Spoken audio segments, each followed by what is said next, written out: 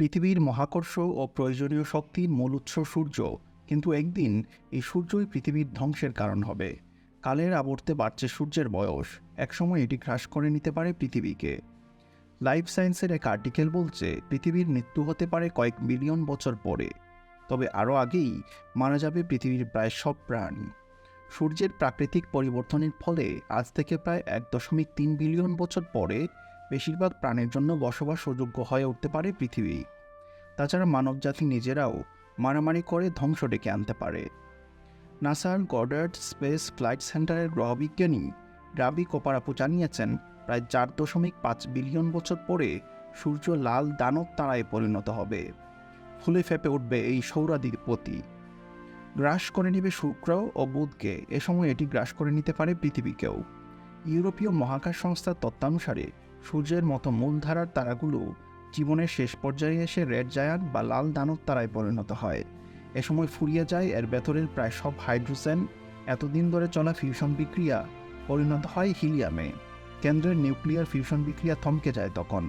এই ফিউশন বিক্রিয়ার ফলে উৎপন্ন প্রচণ্ড তাপ ও বহির্মুখ চাপই নক্ষত্রের বিপুল ভরের মহাকর্ষের সঙ্গে ভারসাম্য বজায় রাখে। ফিউশন বিক্রিয়া থামতেই নক্ষত্রের নিয়ন্ত্রণ নিয়ে নেয় মহাকর্ষ। এই মহাকর্ষীয় চাপে কেন্দ্রের হিলিয়ামগুলো সংকুচিত হতে থাকে, বেড়ে যায় এর তাপমাত্রা। এই প্রচণ্ড তাপের ফলেই ফুলে ফেঁপে ওঠে সূর্যের বাইরের প্লাজমার স্তর। বিজ্ঞানী কপারাপু জানান, এই ফুলে ফেঁপে ওঠা প্লাজমার স্তর পৌঁছে যেতে পারে পৃথিবীর কক্ষপথ পর্যন্ত। তবে এর অনেক আগেই সূর্যের এই ক্ষেপাটির আগে তুপে পড়বে পৃথিবী। বেড়ে যাবে তাপমাত্রা, বাষ্পীভূত হয়ে যাবে সমুদ্র, পৃথিবী হারাবে রক্ষাকারী বায়ুমণ্ডল এবং সূর্যের মহাকর্ষে ছিন্ন ভিন্ন হয়ে যেতে পারে পৃথিবী।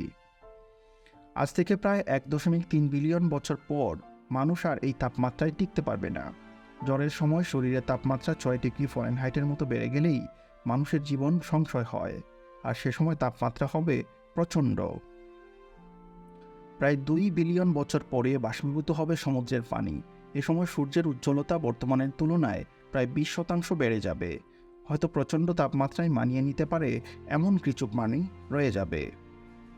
হিলিয়াম জ্বালানি 100 মিলিয়ন বছরেই শেষ হয়ে যাবে।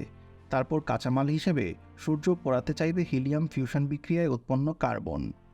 তবে এই কার্বন পুরোপুরি পোড়াতে, অর্থাৎ কার্বনের ফিউশন ঘটাতে সূর্যের ভর যথেষ্ট নয়। আরও ভারী তারায় কার্বনের ফিউশন ঘটে। ফিউশনহীন সূর্য ধীরে ধীরে এগিয়ে যাবে শেষের পথে। উড়ে যাবে সূর্যের বাইরের স্তর। সূর্য পরিণত হবে শ্বেত বামন নক্ষত্রে।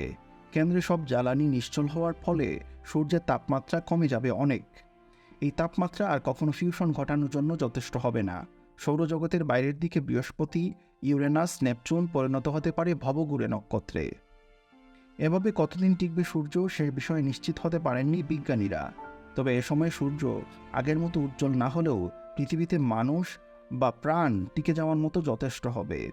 এত কিছুর পরেও যদি সূর্য পৃথিবীকে ততদিনে গিলে না নেয়, তাহলে এই পর্যায়ে এসে পৃথিবী হয়তো প্রাণের অতটা অনুপযোগী থাকবে না। মানুষ যদি নক্ষত্রের ভেতর যাওয়ার কোনো উপায় আবিষ্কার করে, তবে হয়তো এ সময় আবার ফিরতে পারে পৃথিবীতে। দিনের আকাশে তখন আর সূর্যকে এমন দেখা যাবে না।